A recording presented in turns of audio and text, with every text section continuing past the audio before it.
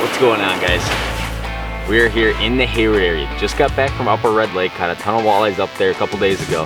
Now we're back home in the Hayward area here, and we're starting to see a lot of good ice. This lake's about 200 acres, gets about 30 feet deep. I've been checking ice so far. It looks like we've got about 4 inches for sure, hard black ice. So today we are out chasing crappies on a lot of these little pothole lakes around the Sawyer County, Hayward, Wisconsin area. And a lot of these lakes are the same as you'll find pretty much all over the Midwest. They ice up quick. A lot of them have good pan fishing opportunities. So that's what we're gonna do today. We're gonna talk a lot about sonar, a lot about the best rods, some good rods to use, stuff like that.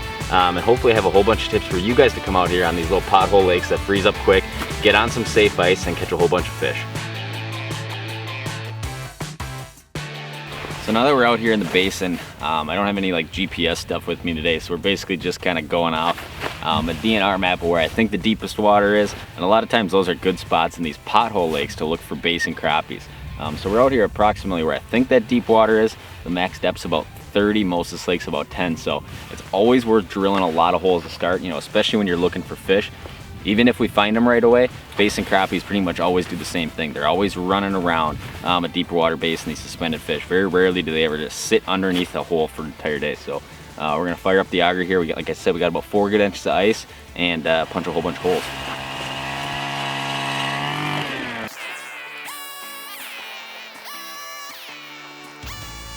So after I got my holes, the next thing to do is basically start looking for fish. And I'm kind of looking for any kind of marks up off the bottom. Typically gonna alert me that even if there's not, a lot of fish there, at least there's fish close by. Probably crappies like the school, we know that. So I'm looking for any kind of signs of fish, any marks up off the bottom. And you can see right here, I've got a few down there. This is kind of what I'm looking for. As I play with the gain a little bit, you can see that there's a few of them there. So this is gonna be a good spot to start. You gotta drill those holes first. And then kind of move around and check them. So we're probably gonna go get the stuff and start fishing right there. All right, so first hole here, you can already see I got a fish down there. So I'm dropping my jig down. I got my gain turned kind of high for a couple of reasons. One, it lets me know if there's fish around me. You can see this one's already coming up, so this is not probably gonna take too long. Coming.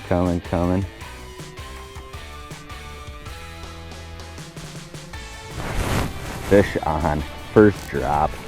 How easy was that? You can see them coming up here. It feels like the right kind. Oh, this is my first panfish through the ice. Look at that, nice crappie. All right, so there we go. There's crappie number 1.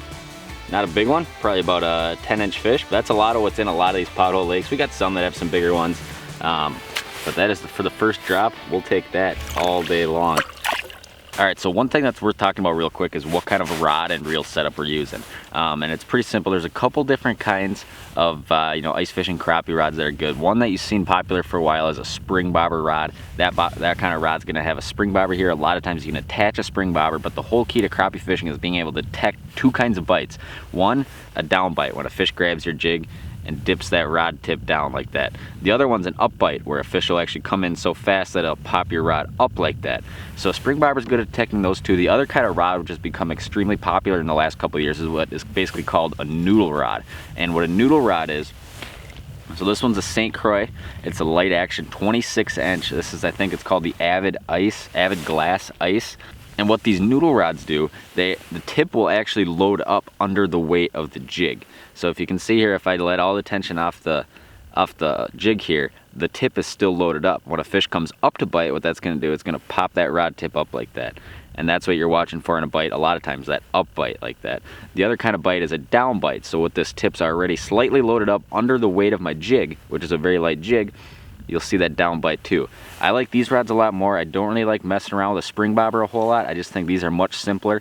They're equally as good at detecting a bite, and it's less hassle with line getting tangled around a spring bobber. The other thing that these rods are meant to do is have a very fast action. So you can see that tip loads up quick, but the rest of the rod is still all backbone. So you can still land a big fish on this. It's not like a lot of the old school ice rods that when you would pull on it like this, it would bend all the way down into the butt section here. So these St. Croix noodle rods, this is a 26-inch light action. They make them in a whole bunch of variety of lengths and stuff like that too, but I've been using these for a couple years. Great rods for doing this. They detect that down bite, they detect the up bite, and they have the horsepower to essentially put the screws to a bigger fish.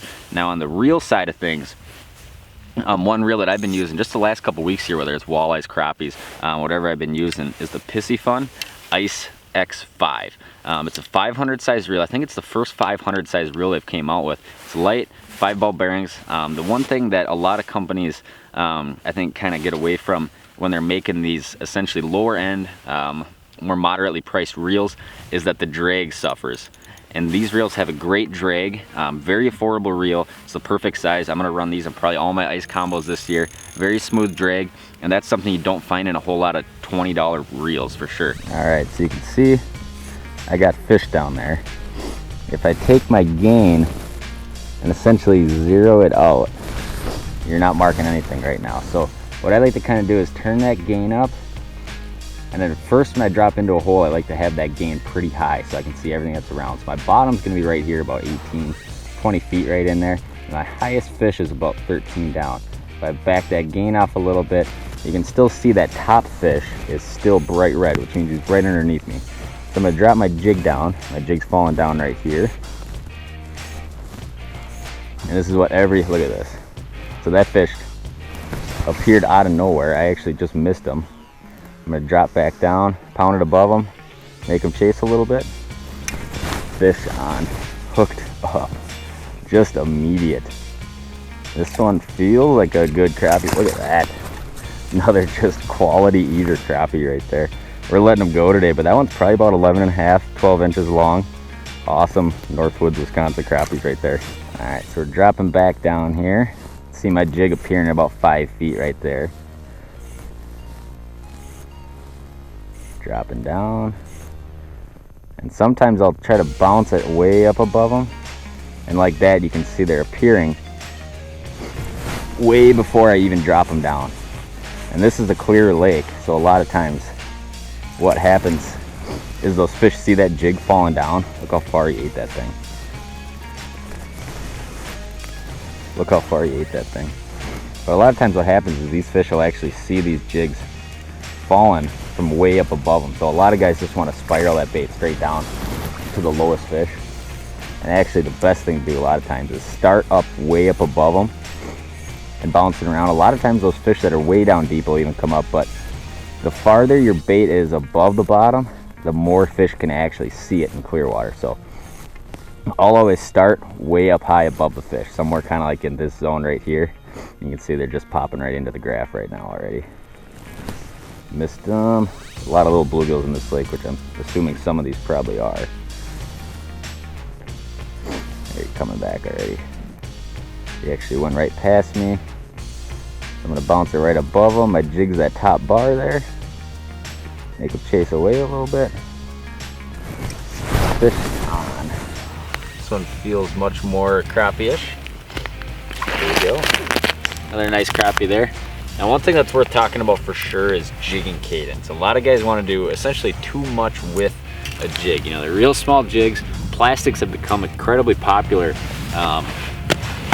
in the ice fishing community in the last few years here, replacing plastics with essentially waxies or minnows. We're gonna go and let that guy go. And your jigging cadence is incredibly important when you're using plastics, because you have to impart all the action onto your lure. So we're gonna talk about that real quick. So once I get my bait down there, what I like to do is start up above the fish like I've talked about. And basically all I'm doing is just taking that jig and pounding it. I'm pounding the rod tip. That's all it's doing, is making the slack. It's putting slack in my line, and it's tightening up. And what that does, it's basically giving the bait a lot of movement without really moving it too far vertically up or down. What a lot of people like to do is they like to do this one. Big jigs like this. Number one, it's hard for a fish to eat that. Number two, crappies do not like when you drop closer to them.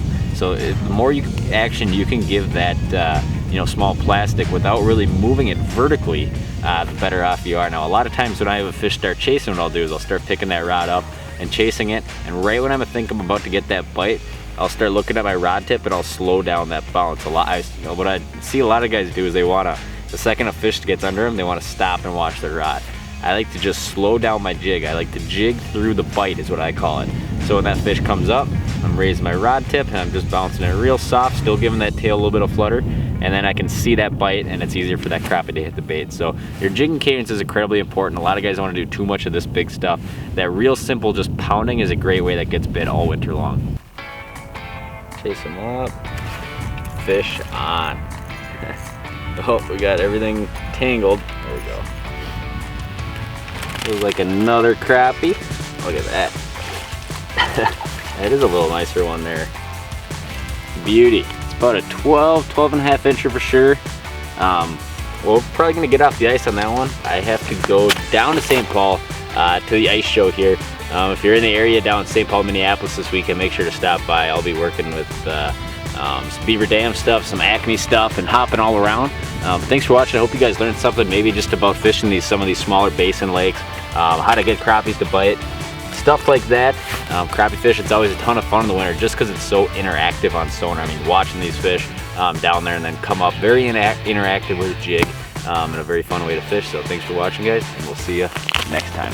All right, quick little bite recap, maybe an ice report. Hayward area has a lot of ice right now, and in that 2 to 4, 5 inch range. Bigger lakes, real big lakes, are still open. I think it's like one of the last days in November here. But yeah, there is good fishing opportunity. You know, look at a map, find some of those smaller ones, do some research, you can get on some fish. The other thing to remember is never bring too much stuff when you gotta walk a long ways, because that always sucks. Jigs, maybe we'll talk about jigs on some other episode. But basic crappie fish is one of those things everybody loves doing it. Super fun. Nobody complains too much. Hayward area has a lot of great opportunity to get out, get on some first ice, catch a whole bunch of crappies this time here. So thanks for watching, guys. We'll see you next time.